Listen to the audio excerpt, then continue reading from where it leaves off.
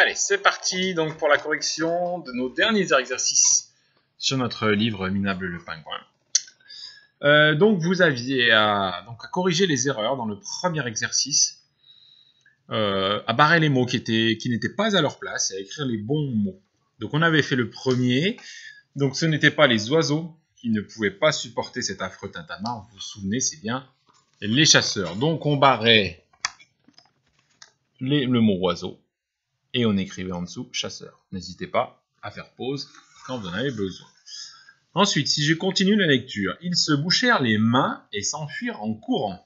Ah, j'espère que vous avez barré le mot main, parce que se boucher les oreilles, moi je peux le faire. Se boucher les mains, je ne sais pas le faire. Je ne sais pas ce que ça veut dire. Donc évidemment, il fallait barrer le mot main pour écrire le mot oreille en dessous.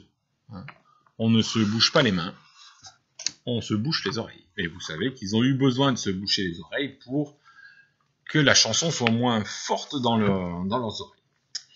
Alors, ils se bouchèrent les oreilles et s'enfuirent en courant, sûrs que ce pays n'est pas celui des ours jolis. J'espère qu'il y a quelque chose qui vous dérange. Donc nos chasseurs ne chassaient pas les ours. Malheureusement, il existe des chasseurs d'ours, mais eux, ce n'était pas le cas. Donc vous savez qu'ils chassaient des pingouins. Donc on barre le mot, un mot qu'on connaît, le mot ours, là, pour écrire en dessous le mot pingouin. Car il n'est pas question de chasser les ours, d'ailleurs, on n'en voit pas. On ne chasse pas les ours, on chasse les pingouins. Ils abandonnaient sur place leur bonnet et leur filet, leur cage et leur cadenas.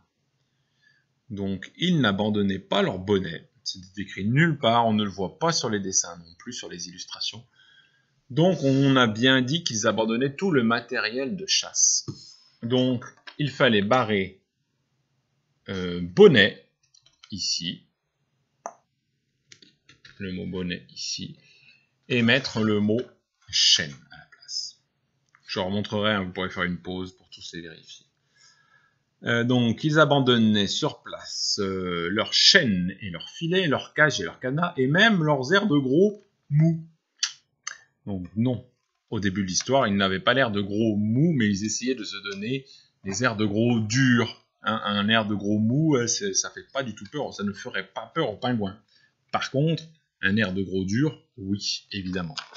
Donc, il fallait barrer le mot mou pour écrire dur, comme ils sont plusieurs, mettez bien le S, n'oubliez pas le S à la fin du mot dur.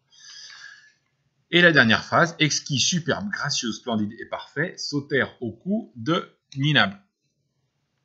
Bon, bah là, pas de problème, pas de faute, hein, ce sont bien les bons prénoms de nos pingouins, et c'est bien au cou de Minable. Voilà, alors je vous remontre, voilà, vous pouvez faire une pause là, et puis vérifier que tous les mots, vous les avez bien mis à la bonne place.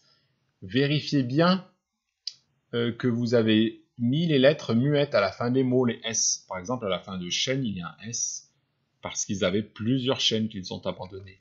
À la fin de dur, il y a un S, car ils étaient plusieurs à faire les durs. À la fin de chasseur, il y a un S, car ils sont plusieurs. Vous comprenez maintenant, pingouin, oreille, bah, tous les mots, c'est simple. Hein.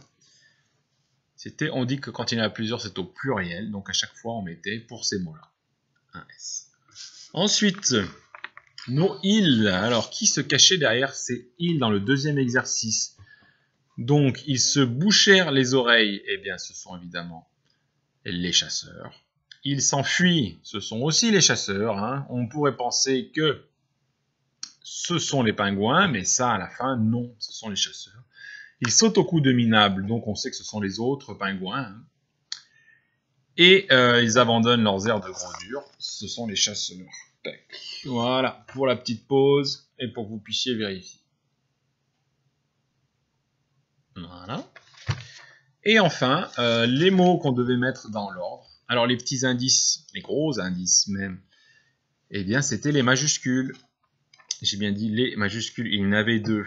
Ah, problème, on ne peut pas mettre les deux mots au début.